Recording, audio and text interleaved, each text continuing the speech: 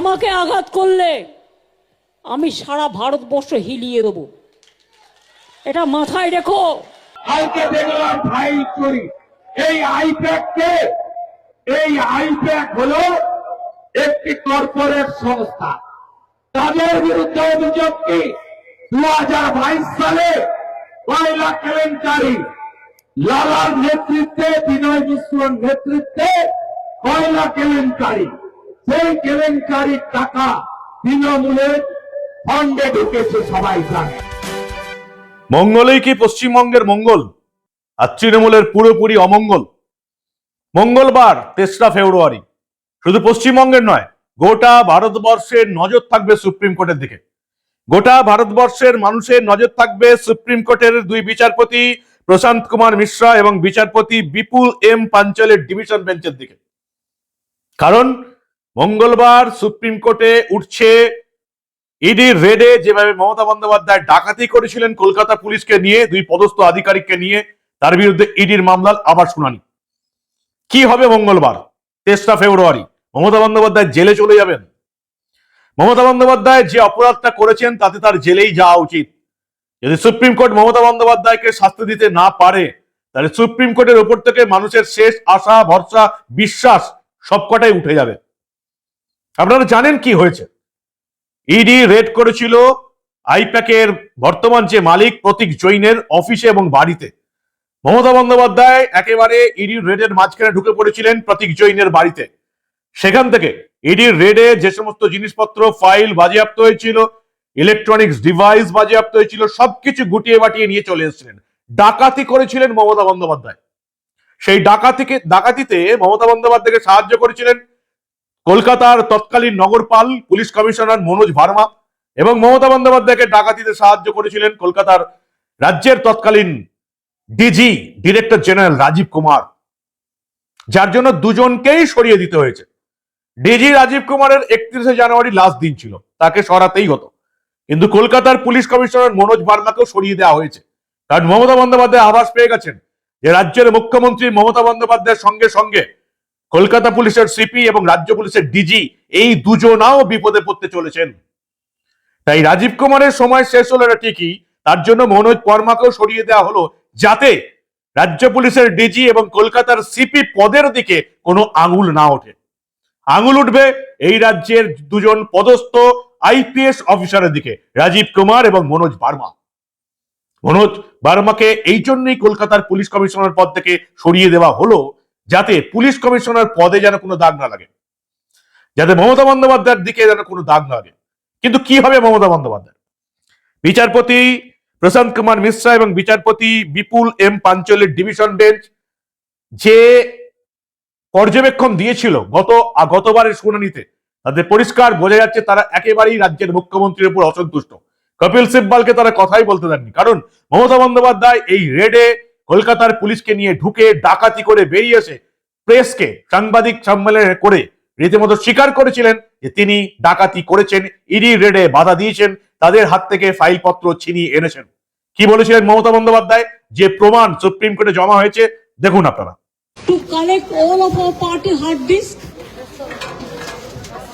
the candidate list, the party strategy, the party plan. Is it the duty of the ED and Amit Shah, the nasty home minister, the naughty home minister who cannot protect the country, and he's taking away all my party documents? If I get the BJP party office, what will be? What will be the result? They didn't have any guards. One side the SIR case, they are deleting all the names of the Bengal people. More than 2 crore people, 1.5 crore people are being called, 54 lakhs are being deleted without any asking their details. They are using WhatsApp only, and because of election they are collecting all my information of my party.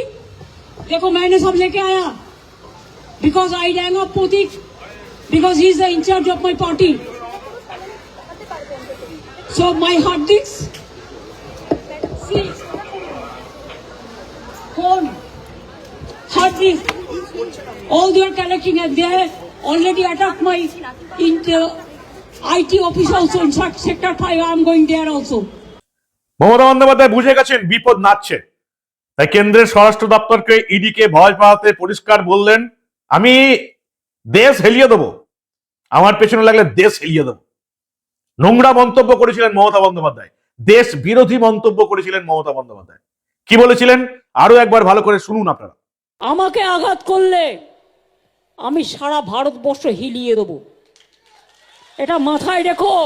কালকে দেখলাম file চুরি। এই I-PAC হলো একটি corporate সংস্থা। তাদের বিরুদ্ধে অভিযোগ কি 2022 সালে কয়লা কেলেঙ্কারি, লালার নেতৃত্বে, বিনয় মিশ্রর নেতৃত্বে কয়লা কেলেঙ্কারি, সেই কেলেঙ্কারির টাকা তৃণমূলের ফান্ডে ঢুকেছে সবাই জানে। মমতা বন্দ্যোপাধ্যায়ের কি শাস্তি হতে পারে 23 ফেব্রুয়ারি সুপ্রিম কোর্টে? মমতা বন্দ্যোপাধ্যায়কে সরাসরি আত্মসমর্পণের নির্দেশ দেবে, তার জেল হেফাজত হবে এমনটা সম্ভাবনা রয়েছে। যেভাবে তিনি ইডির রেডে ঢুকে পড়ে অপরাধ করেছেন, তাতে সুপ্রিম কোর্টের 2 বিচারপতি এমন রায় দিলেও দিতে পারেন, কিন্তু জেনারেলি সেটা হবে না বলেই আইনজীবীরা মনে করছেন। যারা সুপ্রিম কোর্টে লড়েন তারা মনে করছেন যে এক্ষেত্রে ইডির পরামর্শ মেনে এই ঘটনায় মমতা বন্দ্যোপাধ্যায়ের বিরুদ্ধে সিবিআই তদন্তের নির্দেশ দেওয়া হতে পারে, বা কপিল সিব্বাল এবং অভিষেক মনু সিংভি যেভাবে লড়ছেন তাতে এই যে প্রত্যেককে হলফনামা জমা দেওয়ার যে নির্দেশ দিয়েছিল সুপ্রিম কোর্ট 23 ফেব্রুয়ারি, হয়তো এই সমস্ত হলফনামা নিয়ে আবার একটা শুনানি হবে এমন একটা বলা হচ্ছে।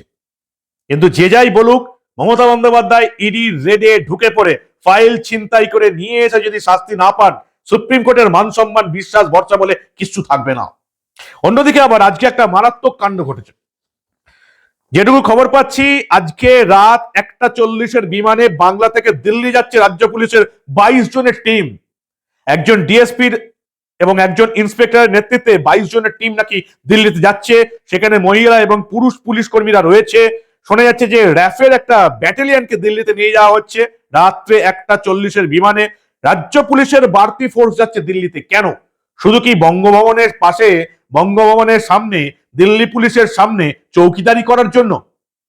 নাকি মমতা বন্দ্যোপাধ্যায়কে যদি আত্মসমর্পণের নির্দেশ দেওয়া হয়, তাহলে এই পুলিশ কর্মী এবং নিজেদের নিরাপত্তা কর্মী নিয়ে মমতা বন্দ্যোপাধ্যায় বাধা দেবেন দিল্লি পুলিশ যাতে গ্রেপ্তার করতে না পারে? কি হবে 23 ফেব্রুয়ারি? অনেক কিছু হতে পারে, সবটাই নির্ভর করছে সুপ্রিম কোর্টের উপর। যে জন্য আজকে মমতা বন্দ্যোপাধ্যায় তার ফোর্স নিয়ে চলে গেলেন কলকাতা থেকে দিল্লি। এদিকে এই রাজ্যে গোলাগুলি চলছে, এই রাজ্যে আগুনে পুড়ে মারা যাচ্ছে, কারোর কোনো হেতকেন নেই। রাজ্যে পুলিশ দপ্তর প্রশাসন বলে কিছু নেই। রাজ্যের পুলিশ মন্ত্রী দিল্লিতে গিয়ে প্রেসকে শাড়ি দেখাচ্ছেন, যেই দেখুন আমি এক কাপড়ে চলে এসেছি। আরজি করের ঘটনার সময় মমতা বন্দ্যোপাধ্যায় এক কাপড়ে ছুটে যেতে পারেননি। আনন্দপুরে 27 জন শ্রমিকের জ্যান্ত পুড়ে যাওয়া, মমতা বন্দ্যোপাধ্যায় এক কাপড়ে ছুটে যেতে পারেননি। মুর্শিদাবাদে ওই ভয়ঙ্কর কাণ্ডের পর হরগোবিন্দ দাস, চন্দন দাসের মার্ডার, মমতা বন্দ্যোপাধ্যায় এক কাপড়ে ছুটে যেতে পারেননি। মমতা বন্দ্যোপাধ্যায় এই রাজ্যের অনেক ঘটনাতেই এক কাপড়ে ছুটে যেতে পারেননি। তিনি দিল্লি ছুটলেন বঙ্গভবনে, দিল্লি পুলিশের পাহারা নাটকবাজি করতে এক কাপড়ে। কিন্তু প্রশ্ন হচ্ছে যে মমতা বন্দ্যোপাধ্যায় কেন আমাদের কলকাতা থেকে পুলিশ নিয়ে গেলেন দিল্লিতে? কেন? মমতা বন্দ্যোপাধ্যায় নিরাপত্তার অভাব, নাকি বঙ্গভবনের সামনে এই সমস্ত কলকাতার পুলিশ গিয়ে চৌকিদারি করবে, নাকি এমন সম্ভাবনা মমতা বন্দ্যোপাধ্যায় দেখতে পাচ্ছেন সত্যি যদি তাকে এই যে সুপ্রিম কোর্টের তরফ থেকে এই অপরাধের জন্য আত্মসমর্পণের নির্দেশ দেওয়া হয়, তাহলে সেখানেও নিজের পুলিশ ফোর্সকে নিয়ে কোনো নাটক করবেন মমতা বন্দ্যোপাধ্যায়? সব রকমের সম্ভাবনা থাকছে, শুধু সুপ্রিম কোর্ট কি সিদ্ধান্ত নেয় সেটাই দেখার। মমতা বন্দ্যোপাধ্যায় যেটা করেছেন ভয়ঙ্কর রকমের অপরাধ করেছেন বলছেন আইনজীবীরা। কলকাতা হাইকোর্ট এবং সুপ্রিম কোর্টের আইনজীবীরা নিশ্চিত এই মামলায় মিনিমাম 2 বছরের জেল হওয়া উচিত। অনেকে বলছেন যে ইডি যদি ঠিকঠাক এই মামলাটা করে তাহলে মমতা বন্দ্যোপাধ্যায়ের জেল হবে এবং তিনি 2 বছরেও জেল থেকে আর বেরোতে পারবেন না। তিনি ইডির কাজে বাধা দিয়েছেন। কয়লা পাচার কাণ্ডে রেড হচ্ছিল, সেখানে তিনি বাধা দিয়েছেন। মমতা বন্দ্যোপাধ্যায় কয়লা পাচার কাণ্ডে প্রতীক জৈনকে বাঁচাবার চেষ্টা কেন করছেন? নাকি প্রতীক জৈনকে বাঁচাতে গিয়ে নিজের ভাইপোকে বাঁচাতে চাইছেন, নাকি নিজের দলকে বাঁচাতে চাইছেন? কাকে বাঁচাতে চাইছেন? আইনজীবীরা বলছেন যে যদি ইডি এই মামলা ঠিকঠাক লড়ে এবং যদি কেন্দ্রীয় সরকার চায়, সুপ্রিম কোর্ট চায়, তাহলে মমতা বন্দ্যোপাধ্যায়ের বড় একটা শাস্তি অপেক্ষা করে বসে আছে। এবং ভোটের আগে যদি মমতা বন্দ্যোপাধ্যায় জেলে চলে যায়, তাহলে তৃণমূলের কি অবস্থা হবে সেটা আপনারা নিজেই পরিষ্কার বুঝতে পারছেন। কয়লা পাচার কাণ্ডে ভাইপোর জেলে যাওয়ার কথা ছিল, সেই কয়লা পাচার কাণ্ডে ইডির রেডে বাধা দিয়ে এখন পিসি জেলে চলে যেতে বসছে। গোটা দেশের নজর 3রা ফেব্রুয়ারি সুপ্রিম কোর্টের দিকে। সুপ্রিম কোর্টকে সিদ্ধান্ত নিতে পারবে নাকি হাল ছেড়ে দেবে? সুপ্রিম কোর্টের বিশ্বাস, ভরসা, মানুষের শেষ ভরসা সবকিছু নির্ভর করবে মমতা বন্দ্যোপাধ্যায়কে সুপ্রিম কোর্টের 2 বিচারপতি ডিভিশন বেঞ্চ কি শাস্তি দেয়। এত বড় অপরাধ, এই অপরাধে যদি মমতা বন্দ্যোপাধ্যায়ের শাস্তি না হয়, তাহলে সুপ্রিম কোর্টের উপর মানুষের আশা, ভরসা, বিশ্বাস কোনোটাই আর থাকবে না, এমনিতেই কমে এসছে। সাধারণ মানুষ এই কাণ্ডটা ঘটালে সে জেলে পৌঁছতো। মমতা বন্দ্যোপাধ্যায় এই কাণ্ডটা ঘটিয়ে কি শাস্তি পান, সেদিকে গোটা ভারতবর্ষের নজর আছে। কি বলবেন আপনারা? কি হওয়া উচিত মমতা বন্দ্যোপাধ্যায়? 3রা ফেব্রুয়ারি সুপ্রিম কোর্টে হবে ফয়সালা, আর সেই দৃশ্য আমরা অবশ্যই দেখাবো। ততক্ষণ চোখ রাখুন দা নিউজ বাংলার পর্দায়, দেখতে থাকুন দা নিউজ বাংলা। অবশ্যই শেয়ার করে বন্ধুদের জানান যে এই রাজ্যে ঠিক কি ঘটতে চলেছে। আপনাদের মূল্যবান এবং গুরুত্বপূর্ণ মতামত দা নিউজ বাংলার কমেন্ট সেকশনে দিতে ভুলবেন না, কারণ আমরা এই রাজ্যের এই সমস্ত দুর্নীতির খবর চেপে রাখতে দেব না।